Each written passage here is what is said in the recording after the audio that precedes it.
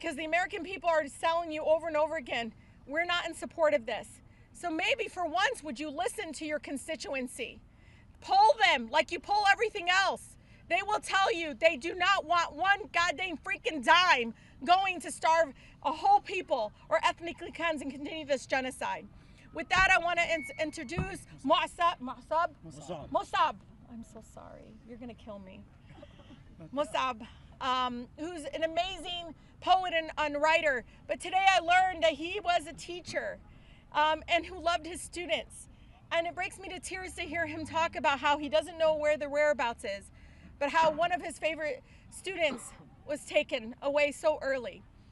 You know, Musab, I continue to tell my colleagues all the time, why is it that Palestinian children don't deserve to grow old? Why is it that you think they're as disposable? Why is it that you don't understand a child is a child, no matter their ethnic background? Sometimes I wonder if they closed their eyes and pretend they were Palestinians, if they would act. And so I know through art, through beautiful ways of trying through words of our pain, that we're trying again to move people with us. But I know again, our country is moving.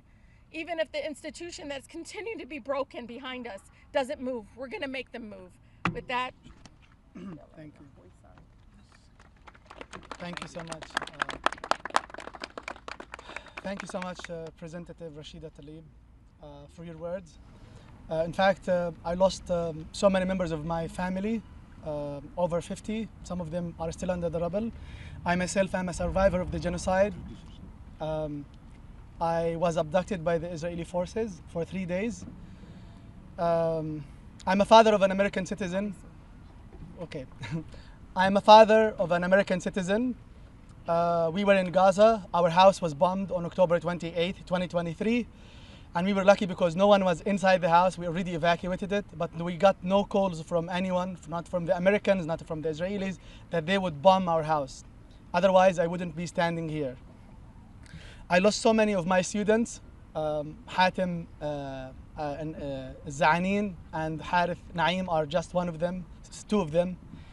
And I came here to talk about some of the latest news that I'm getting from Gaza. I just prepared this yesterday evening before I came here. On Sunday, 4 days ago, on Sunday, my father-in-law went to Beit Lahia with his son and nephew to wait for food arriving through the Zikim aired crossing. Thousands had gathered, desperate for a lifeline. At 8:30 in the morning, an Israeli shell struck the crowd.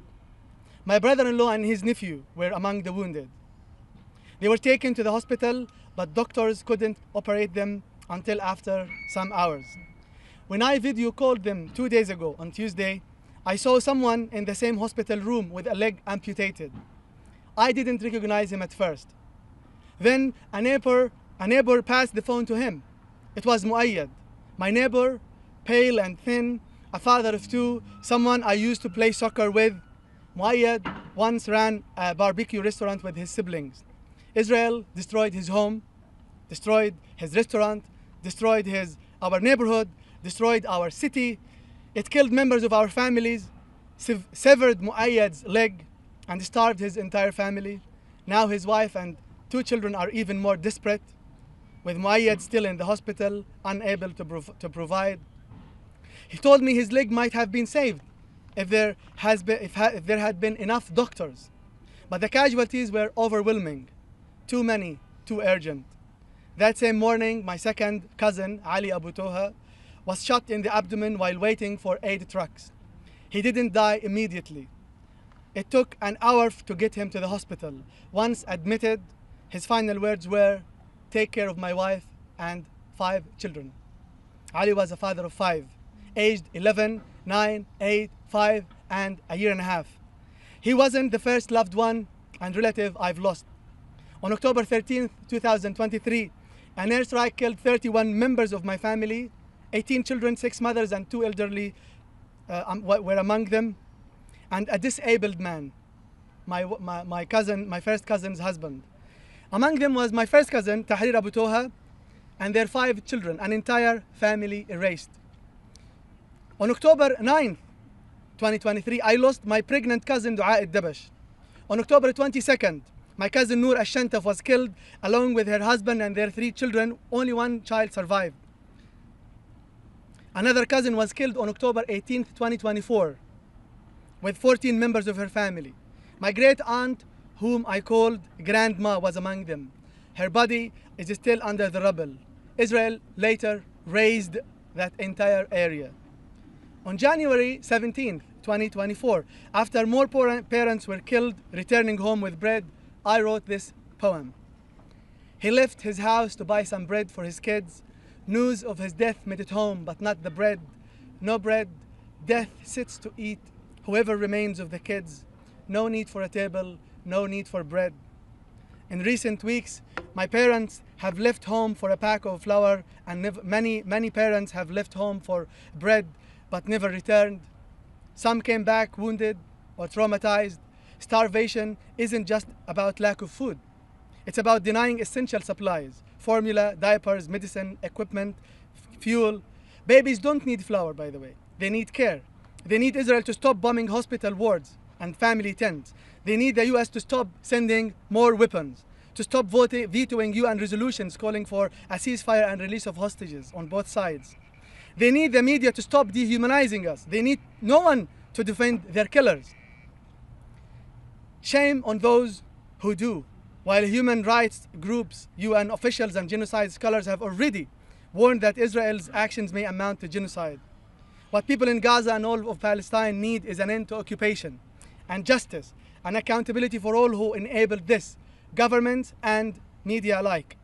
It is shameful that I'm saying this 22 months into Israel's genocidal campaign, after Gaza has been flattened, after thousands have died, while the West Bank is also under attack. Just yesterday, the Israeli Knesset passed a non-binding resolution to support the annexation of the West Bank. It is shameful that I must say this after Israel has committed and continued to commit every crime imaginable, wiping out entire families, blocking aid, shooting civilians seeking food, abducting fishermen. Just yesterday, they abducted fishermen from the sea in Gaza, just a few meters into the sea, bombing mosques and churches and killing Muslims and Christians, killing medics and burying their bodies.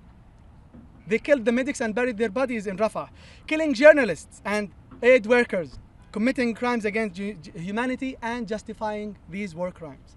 As a refugee, one of the most painful losses was the destruction of the Jabalia refugee camp, where my mother was born.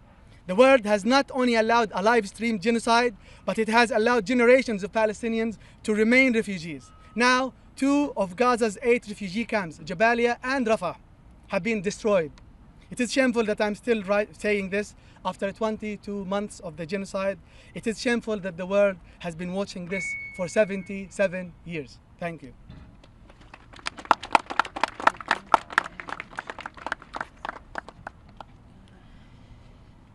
I really pray that God can give me the words so that when the leaders hear them today, their hearts are softened. Because for 22 months, I have been screaming as a conservative Christian to my Republican leaders to stop funding a genocide. But what I am witnessing this week, the forced starvation of babies. They are not allowing baby formula to reach babies. The level of evil that it takes to make a decision to starve a baby as a means of war, as a weapon of war. What have we come to as a humanity? What have we come to as a country where we are normalizing the blocking of food to a baby to force a political organization to change their mind? This is not political. I have identified as a Republican, conservative Christian my entire life, and I stand unequivocally in solidarity with Rashida Tlaib, the only Palestinian American in this office. Her people are being genocided. Her people are being starved. Enough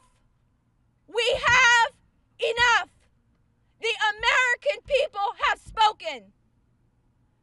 And it is time for our leaders to listen. The people will only escalate until you listen. Lift the blockade on Gaza now. Feed these babies now.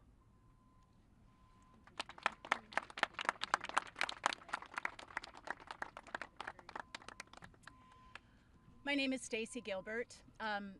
I've worked in humanitarian assistance for almost 30 years until I resigned from the State Department last year in protest of a State Department report to Congress that said Israel was not blocking aid. I had worked on that report and I knew that was not the truth. But I want to give you a little bit of context here with all the things that you're hearing from my perspective as a humanitarian. I have never, in my 30 years working in this field, seen a situation where there has to be a category to enumerate the number of people regularly killed on their way to get humanitarian assistance. That has never happened. Also, when people talk about children starving, when you see these heartbreaking pictures, think about it. In your own family, if you're out camping, if you're on a trip, if there's not enough food, who eats first? It's not the adults, it's the children. If the children are starving, it's because there is no food left. I also want to say famine is not a foregone conclusion in a conflict. It only happens in modern times when aid is deliberately blocked. Think about that. I am calling on Trump to make a break with this policy that started under Joe Biden, this disastrous policy of unconditional military support for Israel. Make a break with that, with Biden's disastrous policy. I'm calling on my former colleagues at the State Department, DOD, the intelligence community, the National Security Council, to uphold your oath not only to the Constitution, but an unspoken oath to truth. And make sure you are not denying the reports that are coming in from the ground, that you put those in your reporting all the time. Regardless of who may delete it later, put it in. Make sure it is there. And I'm calling on all federal employees who still have a job in this administration. Now is not the time to be comfortable. Now is not the time to fund your retirement account or your children's future college education. You need to put that money into organizations that are on the ground providing assistance, to journalists who are on the ground reporting the truth, to advocacy organizations. Now is not the time to be comfortable or complicit or complacent. My mantra through all of this has been, evil wins when good people do nothing. I am calling on every single person to do something every single day to stop this. The tide is turning, I believe that, but it's not turning fast enough for the people who are dead and dying in Gaza. Thank you.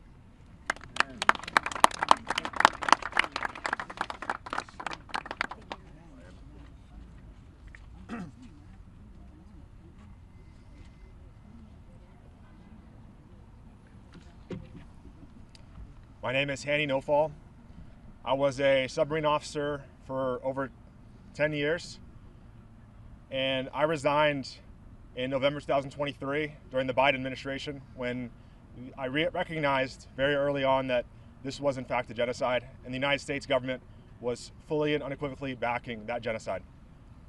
I'm only coming out now because I had to wait until the expiration of my active duty service to be able to speak out, but I'm coming out now to say that I do not support what the U.S. government has been promoting in Gaza for the last 22 months.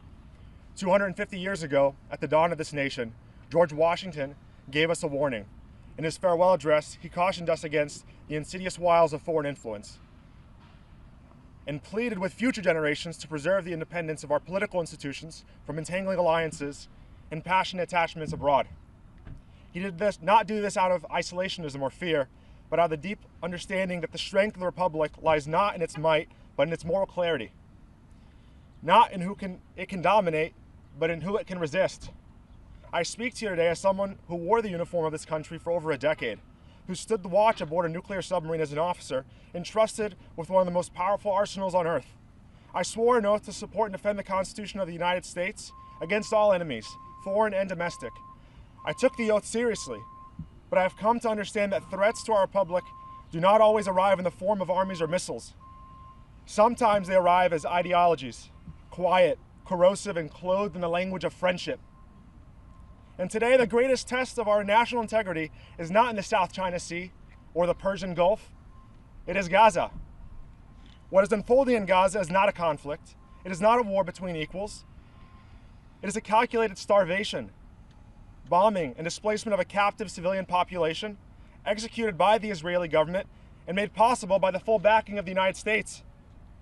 Let us be honest, without the billions in military aid to the uninterrupted flow of weapons, the diplomatic shielding at the United Nations, and the bipartisan silence in Congress, this would not be possible. Every party, Republican and Democrat alike, has put loyalty to a foreign government above the lives of Palestinian children, above the conscience of the American people, and above the very values we claim to stand for. I know what these values are supposed to mean. I believed in them enough to lead sailors into harm's way. But how can we speak of liberty when we fund occupation? How can we claim to uphold human rights while enabling war crimes? How can we call ourselves a democracy while criminalizing dissent and silencing anyone who questions our blind allegiance to Israel? This is not just foreign policy.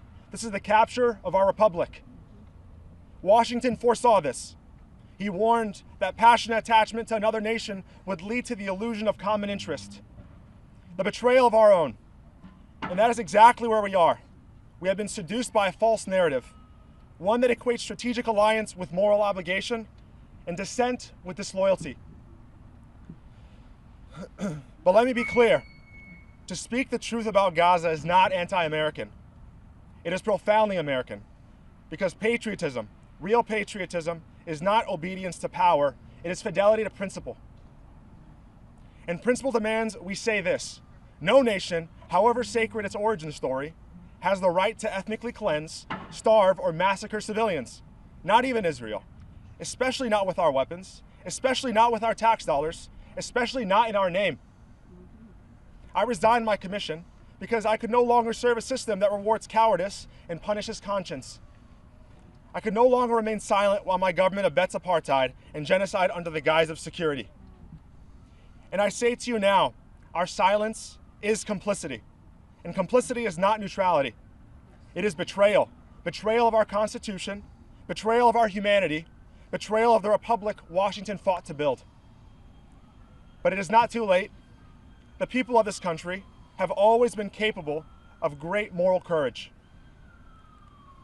It was ordinary Americans who ended the Vietnam War, who brought down Jim Crow, who forced the end of South African apartheid. And it'll be us, veterans, teachers, doctors, students, clergy, who end this era of bipartisan complicity and demand a foreign policy rooted not in blind loyalty, but in justice. Because the world is watching, Gaza is watching, humanity is watching. And one day our children will ask what we did when our government became the chief enabler of one of the great moral atrocities of our time. Let us have an answer worthy of them. As Washington said, the preservation of the sacred fire of liberty is finally staked on the experiment entrusted to the hands of the American people. It is time we take that trust back. Thank you.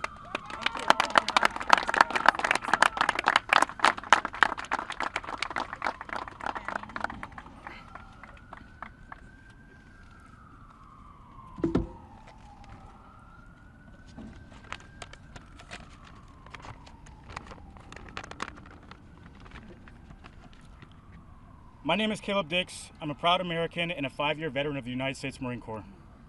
I stand before you today, not as a politician, not as a diplomat, but as a man who has seen firsthand the power and devastation of modern weaponry. I know what these tools of war can do. I know how precise they can be and how deadly they become when they're used with no restraint and no conscience. And what we are witnessing in Gaza is not war, it's a systematic annihilation. Let me be absolutely clear. The state of Israel is conducting not a just war. It is waging a campaign of brutality and cowardly, vengeful war against civilians. We've seen the targeting of journalists, doctors, paramedics, aid workers. Tens of thousands of children have been killed, entire families erased, hospitals flattened, and now even starvation used as a weapon. This is not self-defense.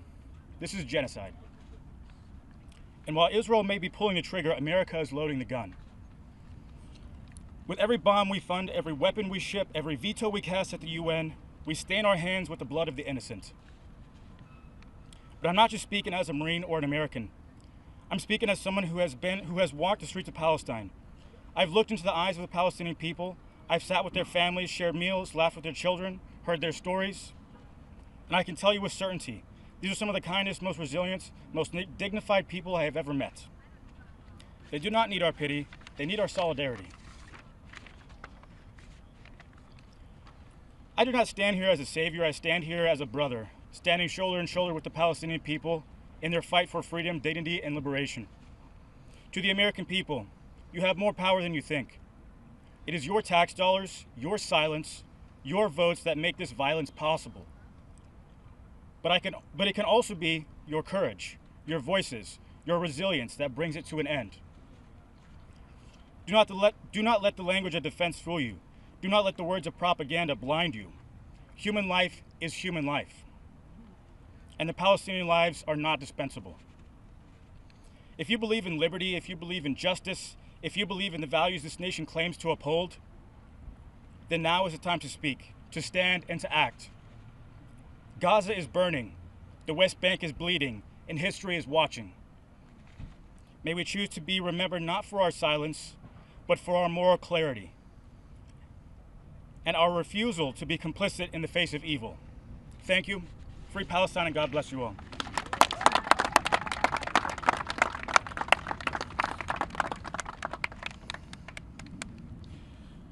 Hello everyone.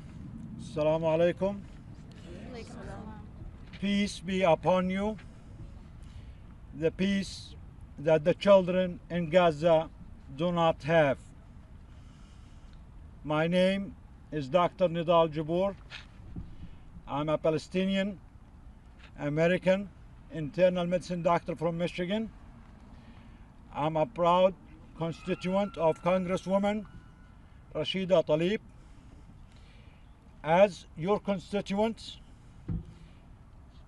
Congresswoman Rashida Tlaib, we want to congratulate you on your integrity, on your bravery, and on your moral clarity. As your constituents, we are proud of you. And despite all the pain, your district is saying happy birthday, Rashida Tlaib.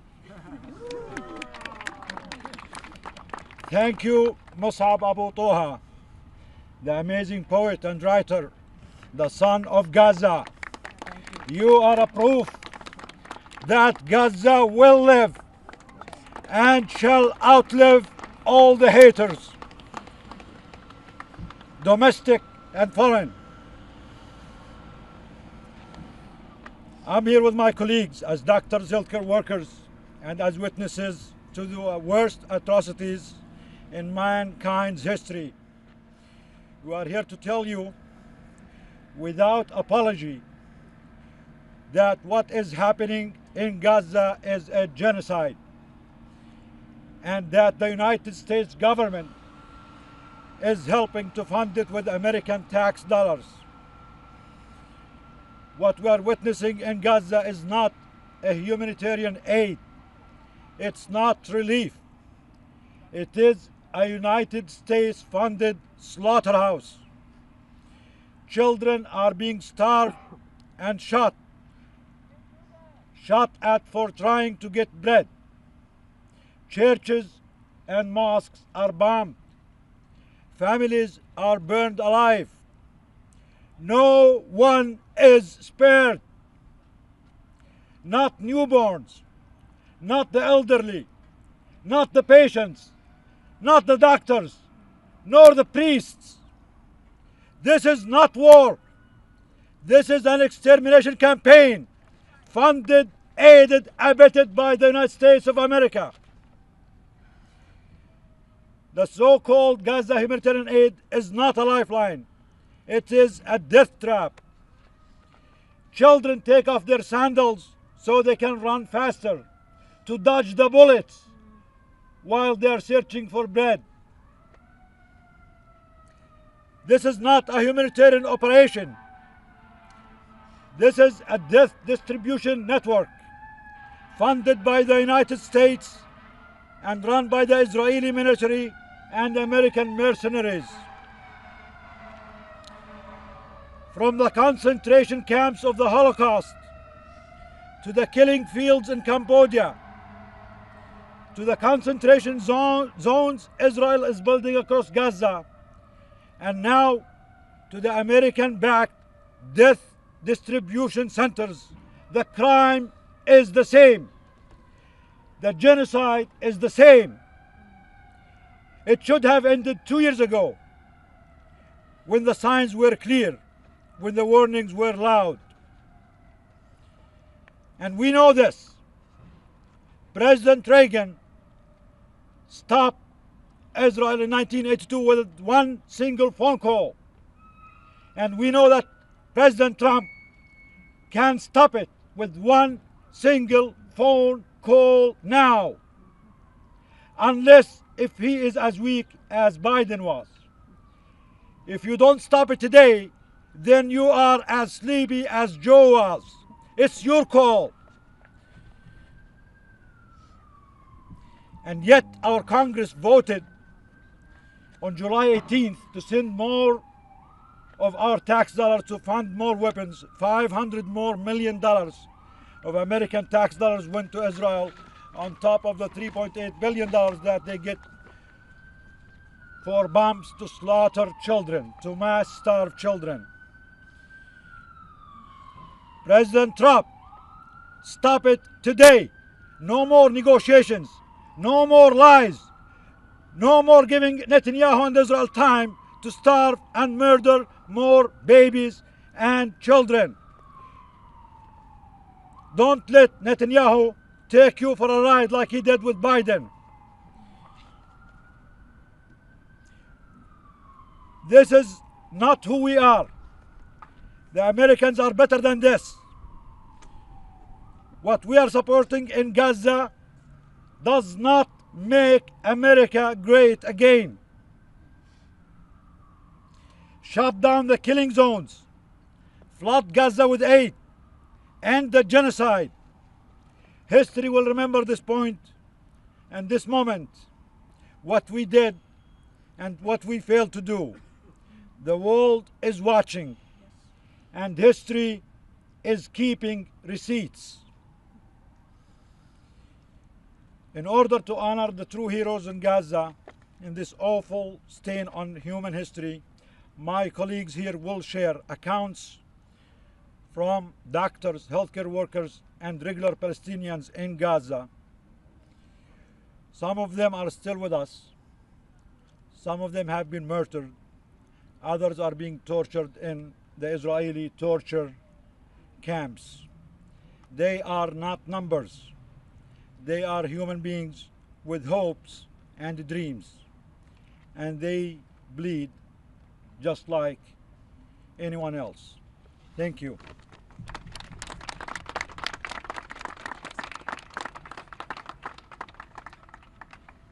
My name is Ashraf Abulaiz. I'm an anesthesiologist from Indiana, and today we are going to be sharing some of the quotes and testimonies from physicians and healthcare workers and regular people in Gaza. My part is to share Dr. Ali Taharawi, an ER doctor at Al-Aqsa Hospital in Deir al-Balah, Gaza. He has served his people throughout Israel's ongoing genocide, and he had been doing 24-hour shifts due to devastating staff shortages. Recently, he stated, and I quote, "I have a cold, and in 1 hour, I will have finished the 24-hour shift, heartbroken again. I lost a cardiac patient, because he had no medication. Another shot in the head was left to die slowly because we had no ventilators. A child with a shattered skull and exposed brain matter just died in front of me. I also just found a kidney patient collapsing on the bedroom floor. He had a seizure due to brain damage because he has not had dialysis in 3 months. A diabetic man haven't had eaten in 4 days. And when I asked him why, he cried. I gave him fluids and some money to buy flour. I am so sorry for the starving, for the children we couldn't save, for the mothers, for the dead, for the vulnerable. Not a single shift has passed without having me shattered. End of quote.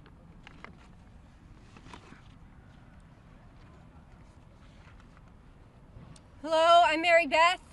I'm a 4th-year medical student in Pennsylvania, also a veteran of the United States Army for nearly 2 decades.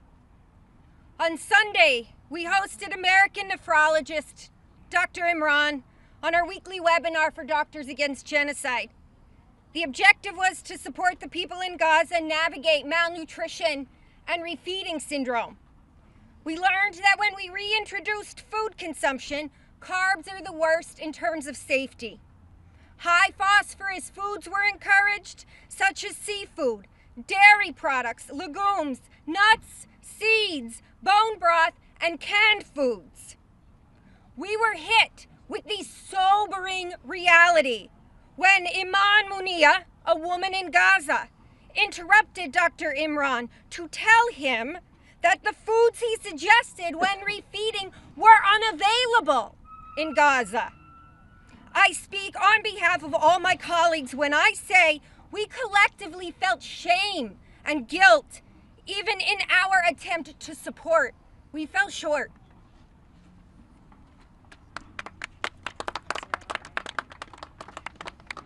Assalamu alaikum. My name is Ahmad Abu Arab. I'm a family doctor from Michigan.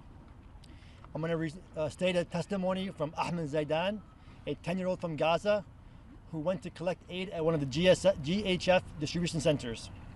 He says, "We thought they would give us the boxes respectfully, but they turned out to be the filthiest. We stayed from 7 in the evening until dawn. Tanks on one side, quadcopters and Apaches on the other. I told the young men not to go. Damn those aid boxes if they come with humiliation. Either the aid comes with dignity, we don't want it. My mother was martyred. Before her, my brother was killed. And God knows who's next. We can't even guarantee our lives anymore. Here's my bag, and here's a sack of flour. We had no weapons. We're not going to fight. We are civilians, not soldiers. Don't go to the aid sites and sacrifice your lives."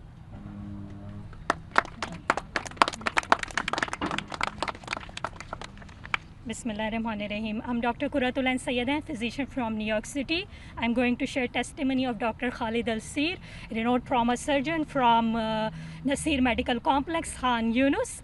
While his telemedicine work was accepted, published in Lancet, he was abducted. On 28th March, the soldiers called me and 2 other civilian prisoners, aged around 16 and 17 by name. Dr. Al-Sir recalled, "It was night. They tied us very tight at our wrists and ankles and put us in a military car. No one told us anything. We drove for around 2 hours into the hills. All the while they beat us, kicking us and humiliating us. They were laughing. I was trying to explain in English that the ties on my wrists were too tight, but they just said I was a doctor, so I would be okay. At around 4 a.m., I heard one say in Arabic, 'These 3 are to be hanged.' I thought it was the end," said the surgeon. "I was in pain. They had broken my ribs. Even when they said I was going to be hanged, I didn't care. I just wanted it to end, he said. Dr. Asir was not released until late September, reuniting him with his parents, for whom he is the sole care provider.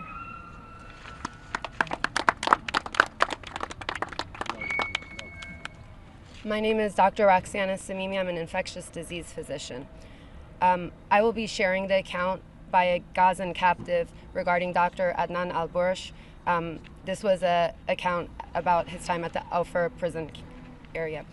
The head of orthopedics at Gaza's Al-Shifa hospital, Dr. Adnan al-Bursh, was working at Al-Auda, a hospital in northern Gaza, in December when he and other medics were arrested by the Israeli army for what they said was quote-unquote national security reasons.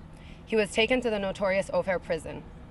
A captive at Israel's Ofer prison in the occupied West Bank told Sky News how Israeli forces left Dr. Adnan al-Bursh, who had previously been severely tortured, to die alone in agonizing pain and naked from the waist down in the prison's yard.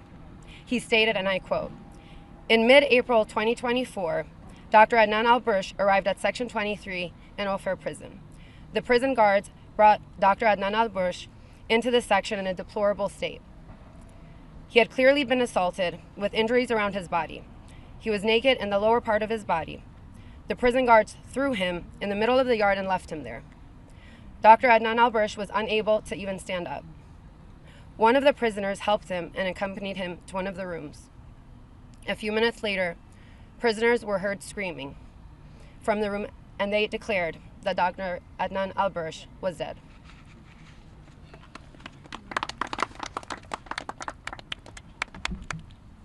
Hello and assalamu alaikum. My name is Dr. Iman Husni. I'm a family doctor in the Northern Virginia area. My testimony is coming from Gid Qassam, Dr. Hussam Abu Safia's lawyer. Dr. Hussam Abu Safia, a pediatrician and the director of Kamal Adwan Hospital, was taken hostage on December 27, 2024, and is currently being held at the infamous Ofer prison. Gid Qassam, his lawyer, testifies that Dr. Abu Safia has been held without charge for 7 months. His freedom is nowhere in sight. Cut off from the world and held in Israeli detention without charge, he has endured repeated beatings, prolonged solitary confinement, and medical neglect since his arrest in Gaza. The reason for his arrest, the Israeli army claimed, was that he had been involved in terrorist activity. 7 months later, Israel has still not presented any evidence to prove it. At the time of his arrest, he weighed around 213 pounds. In the first 2 months, he lost 44 pounds. By the time his lawyer met with him recently, it was clear he had lost close to 88 pounds. Dr. Abu Safia spent almost a month in solitary confinement at Ofer before being transferred to a department with other detainees from Gaza. These cells are underground with no ventilation or natural light. The dampness is so intense that detainees feel cold even when the outside temperature exceeds 86 degrees Fahrenheit. The food that the prison provides is the bare minimum. They are being deliberately starved. Dr. Abu Safia told his lawyer that his most recent assault by prison guards occurred on the 24th or 25th of June. She said that he was attacked brutally and savagely. The beating lasted around 30 minutes. There were bruises on his head, neck, and chest. After they were done, he asked to see a doctor. He wasn't feeling well and he was having chest pain. They refused his request. She says that this was maybe the 5th or 6th time he had been attacked, and they also broke his glasses. She said, "I tried so hard to get him a new pair because after he was arrested, when he was arrested, he didn't have his glasses." She finally managed to get him a pair in May, but when they beat him again, they shattered the lenses.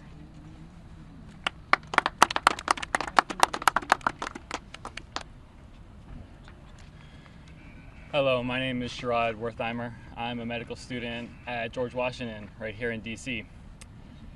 I'm reading the testimony of Hala Shasha, a 40-year-old mother of 5 from Gaza City. She stated, "I dread the moment Hanan and Misk will ask me about their legs. What will I tell them? When I go to buy shoes for my children, what will I do when Hanan and Misk ask why I don't buy them any? If they say, I want to play, I want to dance, I want to ride a bike, what will I say to them? How will they adapt to their new situation? They lost their father, the love, compassion, and security he gave them. And they also lost their legs and their ability to move and play. Everything beautiful in their lives is gone. Their childhood was stolen. What did they do to deserve such devastation?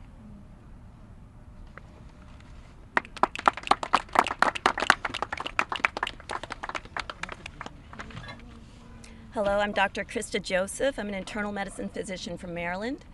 This is the testimony of Mervat Hijazi. Mervat Hijazi and her 9 children didn't eat at all on Thursday, save her underweight baby who had a sachet of peanut paste. Oh, sorry. They had nothing to eat except for the peanut sachet for 11-month-old Lama, received from a clinic as a nutritional supplement because baby milk formula has all but disappeared. I don't have enough milk in my breasts to feed her because I hardly eat myself, said Hijazi, whose husband was killed early in the war as he cycled to get food from a charity kitchen. I'm so ashamed of myself for not being able to feed my children. Hijazi told Reuters from their tent pitched amid the rubble of Gaza City. I cry at night when my baby cries and her stomach aches from hunger. 6-year-old Zaha can't sleep because of Israel's bombardment. She wakes up terrified, shaking, and then remembers she didn't eat and is hungry. I put her back to sleep, promising her food in the morning. Of course, I lie.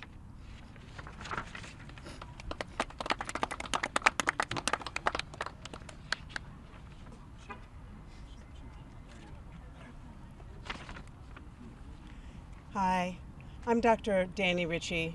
I'm a family physician from Rhode Island. I'm here to give the testimony of Dr. Ahmad Abu Arab. At Nasir Hospital in Khan Yunis, in the southern Gaza Strip, Dr. Ahmad Abu Arab confirmed the dire situation, reporting that by June 30th, 2025, 9 children were still being treated for malnutrition related complications at her facility alone. She described the scenes they have witnessed over the past 2 months as really unprecedented, with severe cases of nutritional edema or marasma, muscle wasting. She also said that some are additionally suffering from injuries due to explosions from which they have not recovered. Dr. Abu Arab described to Amnesty how the impact on children extends beyond the physical. One girl whose hair fell out almost completely as a result of nutritional edema kept asking me, "Doctor, will my hair grow back?"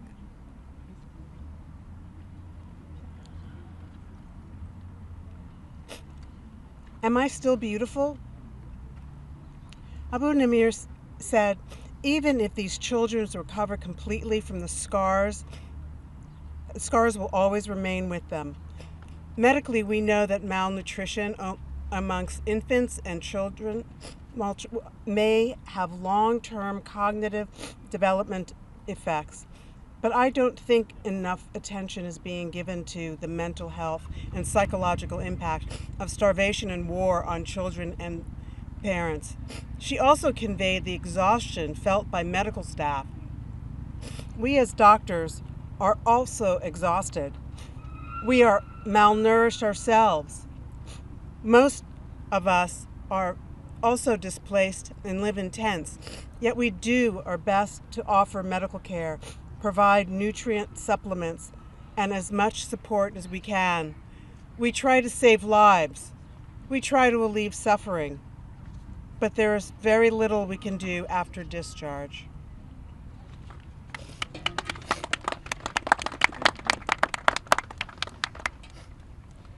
I'm John Ruer, a retired emergency physician.